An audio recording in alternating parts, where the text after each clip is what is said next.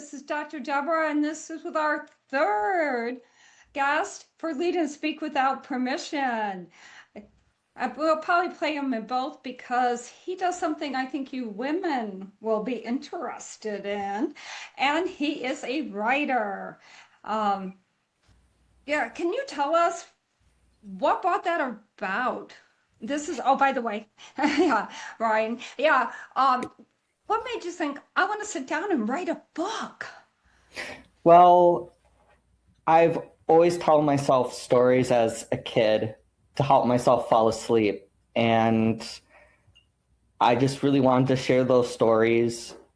And also my career, I wasn't enjoying my career, and I just kind of decided to, might as well pursue something that I really wanted to enjoy. You only live once. So might as well put myself out there and see what I can do with it. That's awesome. Actually, we met at the library, talk about books. But yeah, we met, they had an author's day there, which I thought was very kind and wonderful of them to allow us authors from the area to actually show up and showcase our work. That was very, very wonderful. And I got to meet him. He was right behind me, and we had some great conversations. And we'll be probably talking a lot about this because you see, he's very special. He writes fantasy, but he writes it with women heroes. So what made you make that choice? That's a very interesting choice. I mean, they have some, but not a lot. Well, women are everywhere, and there's women heroes in history. And just because, you go to school and they don't talk about them that much doesn't mean that they're not there. They're everywhere. And, and in fantasy, they can be there too. So why not? Yeah, I think we see it. We didn't see it so much back in the old days, but it looks like now we're getting more and more female heroines. And that's really important because, like you said, we're everywhere. Yeah. Tell me about your women and you have 2 novels, right? Am I correct? Yes. And I'm coming out with a third, but that's for a future talk. So yeah, tell me about the 2 female heroines you have now in your books. You can tell the title of the books, so we'll have that information out for them too. Okay. The call notes so they know what your books are, where they can purchase them, and that kind of thing. So Okay. So my first novel is Half Dance Saga, Battle of Edgekeep. One of the lead female characters in there, her name is Liv.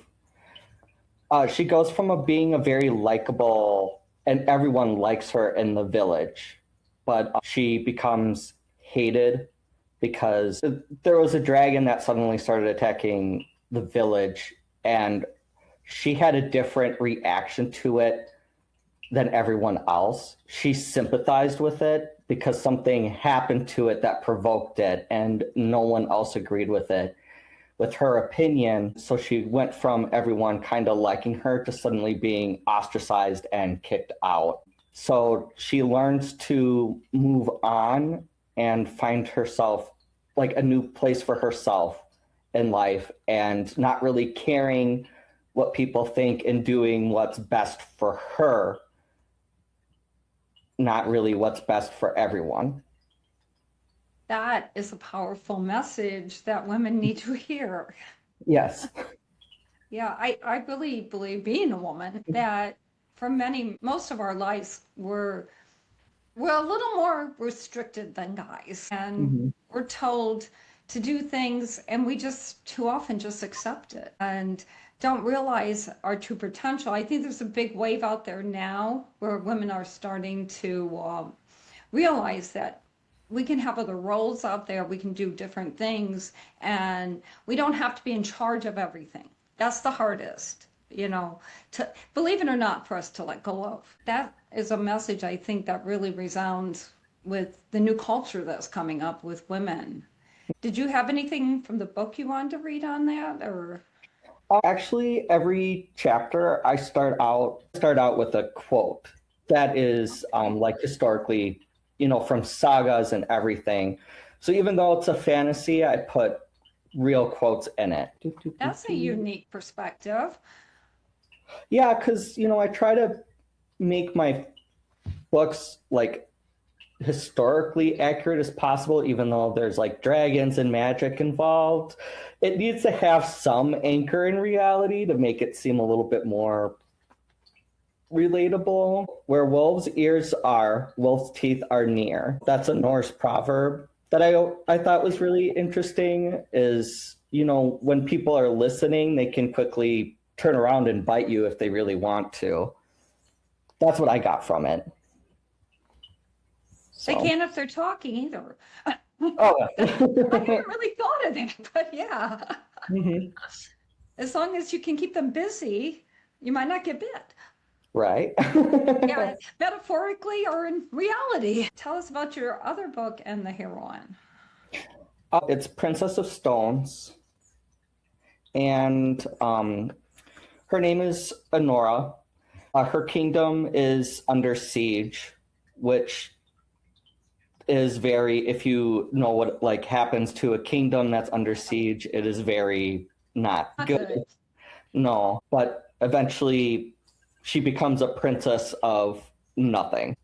But she was able to escape, which was very rare to happen, and a guard was able to help her escape. He's trying really hard to be, her knight in shining armor, and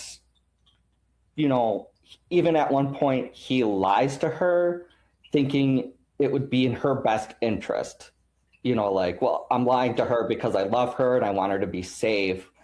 But yeah, and no, and That doesn't work for her. no, and later out she finds out that he's lying, and she's like, if you really love me, you wouldn't be lying to me. Rather than being on the run for the rest of her life, she would rather go back and avenge her people that were killed and, die a hero than run away.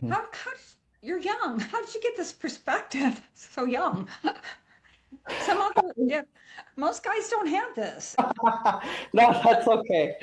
No, like I've done so many different things. Unfortunately, I hate to say, I've job hopped a lot, and I've talked to a lot of people, and I've had a lot of things I'm not happy about happen. I've lost friend groups. I've done things I'm not proud of, and I've done things that I am proud of. And, I'm always out of my comfort zone. So in other words, you're human. yes. We have all done that. Things we're proud of and things we're not. And Yeah. that's probably what makes novels work, when we have that antagonism going on, where we make wrong choices, but we learn from them. Yeah. And every character has to be a piece of you, or else it's not going to be a good character. Like, how do you make a good villain? You kind of have to have that little evil side in you. How do you make a good hero? You have to have a hero in you. That is probably true. Particularly if you're a hero, you have to have some villain, or you wouldn't understand how to combat it. Yeah. What's your quote for this book? I start each chapter with a quote. Right. Not all men share the opinion that it is bad for women to be educated, but it is very true that many foolish men have claimed this because it displeased them that women knew more than they did. Christine de Pizan. So. Wow. I love that quote. It's just such a good quote. So. Yeah, that's amazing. Mm-hmm. I bet your mom and sister like that too, huh? Yeah, and that's like medieval era, how people have been, like women have been advocating for themselves for eons and eons, but it's still an issue today. I guess the one that comes pop in my mind is Joan of Arc, I mean, Definitely. yeah, huge. And we've all seen the story, but we don't relate any of that kind of things too often to ourselves as women, I would say. And Mm-hmm. that's from woman, so I can say that. Um, do you have any real life female characters that helped inspire you with how you looked at writing your female characters? Hmm. I threw that one at him, by the way.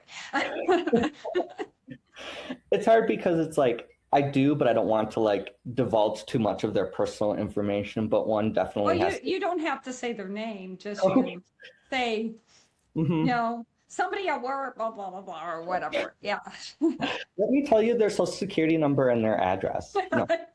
You can look it up. Um, well, of course, one has to be my mom. Definitely, like she didn't have the best childhood. She told me some of the things that happened. Even my dad, and how they were like, I don't want this to be my child's childhood, and how they didn't let like the trauma, like they totally like let it end with them and didn't let it affect me. And as I grew up, seeing, hanging out with like my friends and seeing, one of them, like in high school, he had to work at a kitchen bar till 3 o'clock in the morning and go to school because his parents refused to buy him food because he had to earn his own way. And I couldn't imagine that. That was so something I would have never thought of happening to me.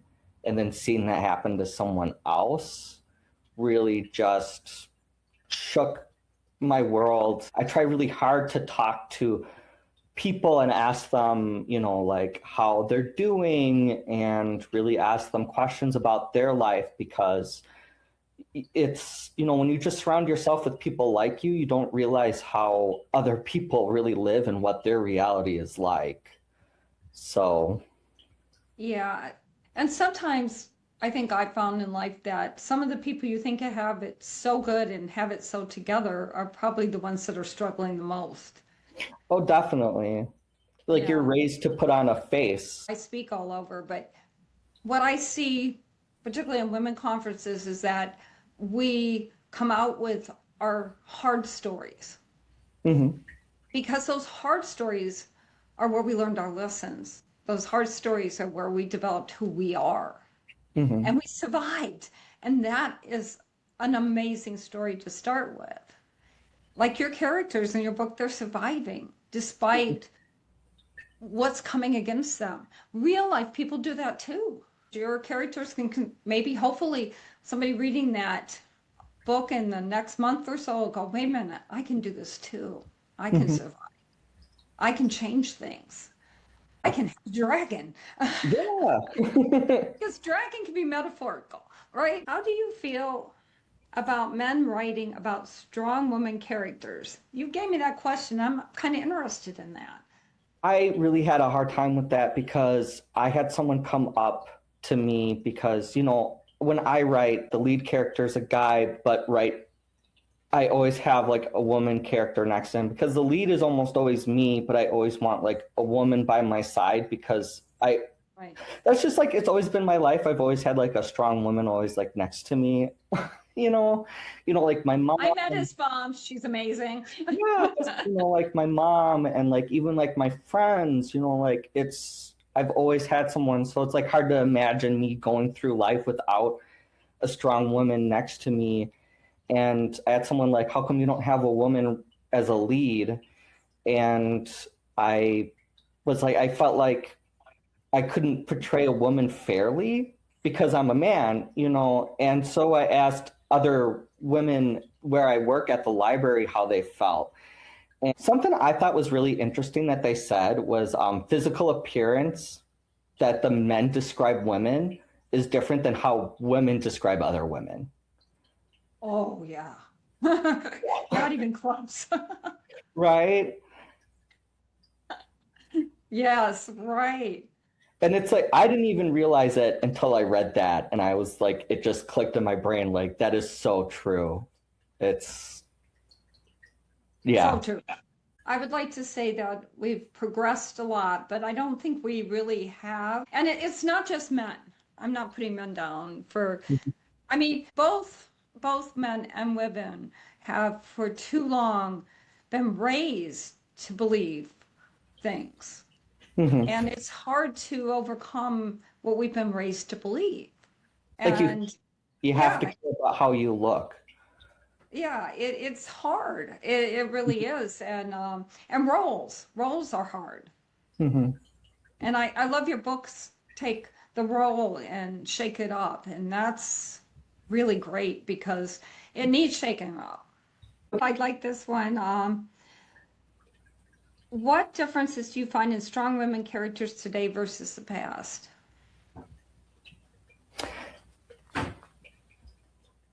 Something that really sticks in my mind is Little Women, where Oh, yes, yes, she's yes.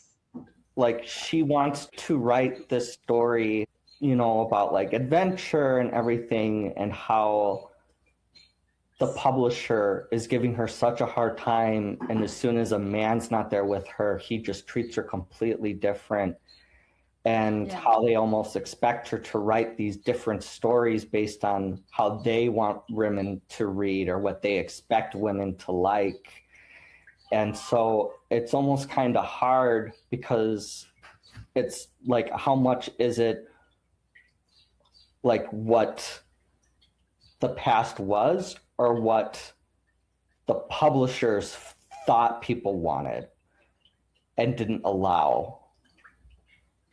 wow, that's profound. Mm-hmm. What publishers thought people wanted. Mm-hmm. Nobody asked the people, particularly the women. No, They should have. they should. Wow.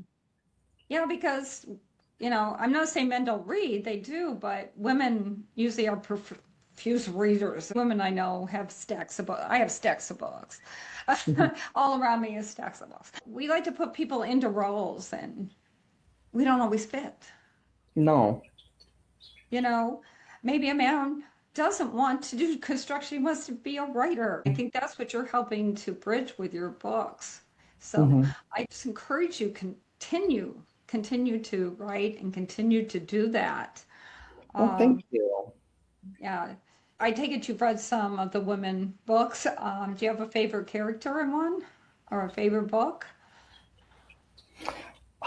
That is so hard because there's so many. I Well, I'd say my favorite right now, or the one that I read recently, would be When the Tides Held the Moon.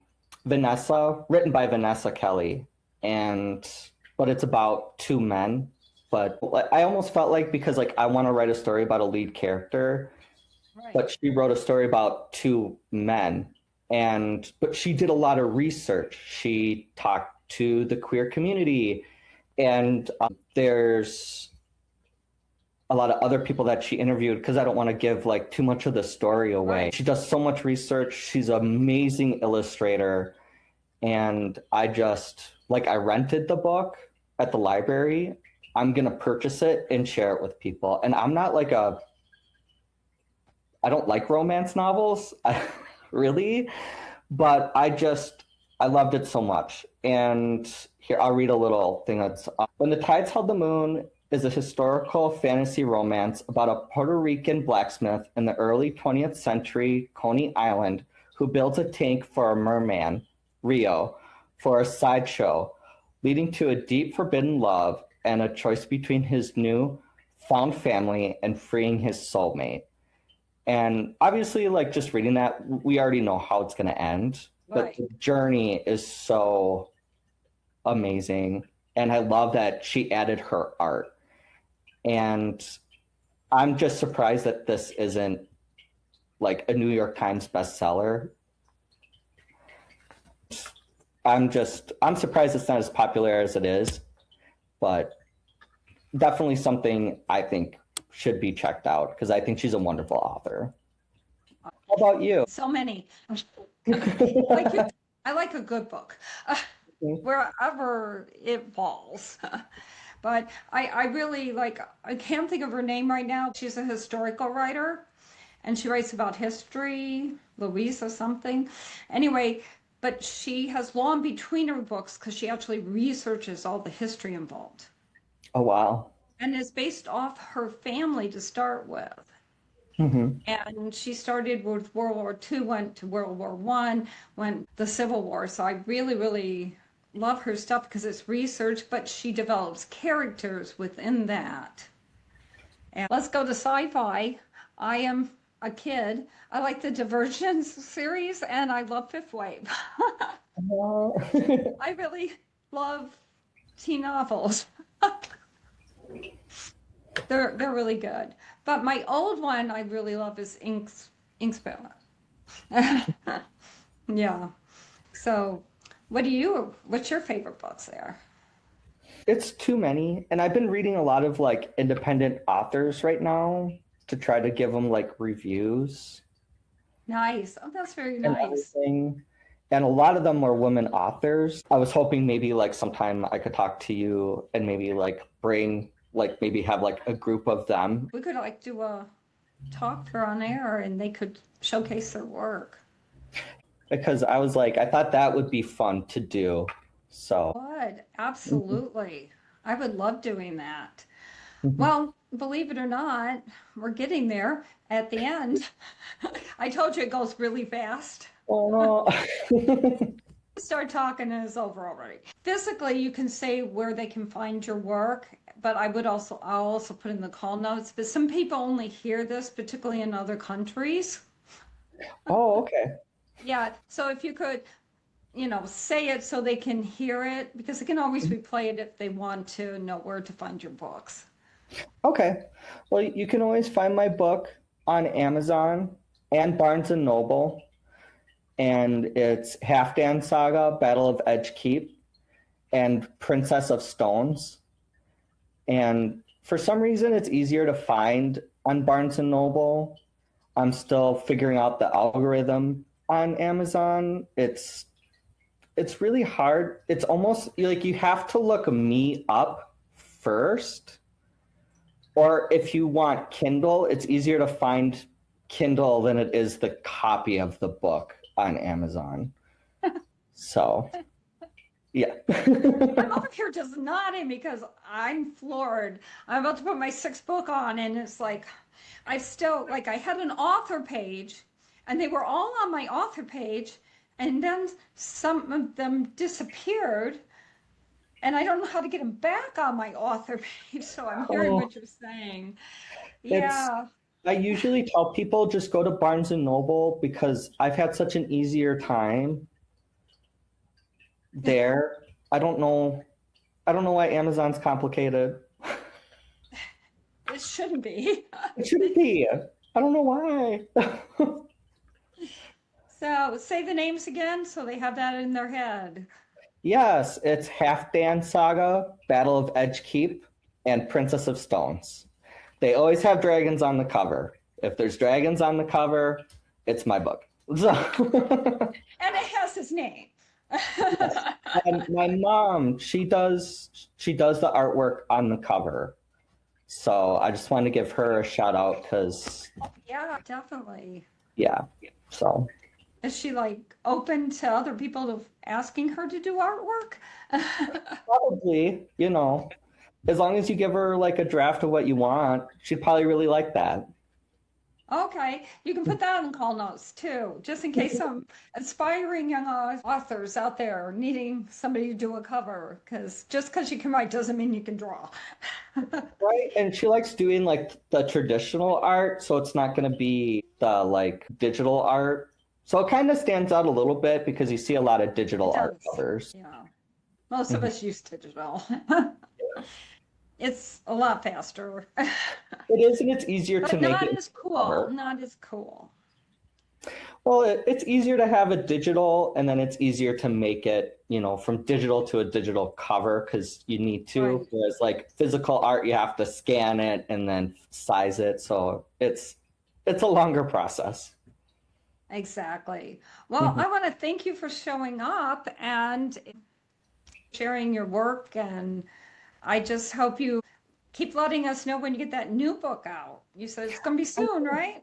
Yes, and thank you. Thank you so much for having me. I always love your work, and I'm always seeing what you're doing on social media. It's always so much fun. So, thank you. I'm a little crazy. Everybody knows Yeah, that. crazy good. So, I like to have fun. All right, everybody. Thank you for turning in to Lead and Speak Without Permission. And share it. Share this episode, particularly if you know somebody that's interested in fantasy books and would like to hear more about what he has to offer. So please share this out there so we can get this Lead and Speak Without Permission going like we did She Wars. So thank you, everybody, and thank you for showing up.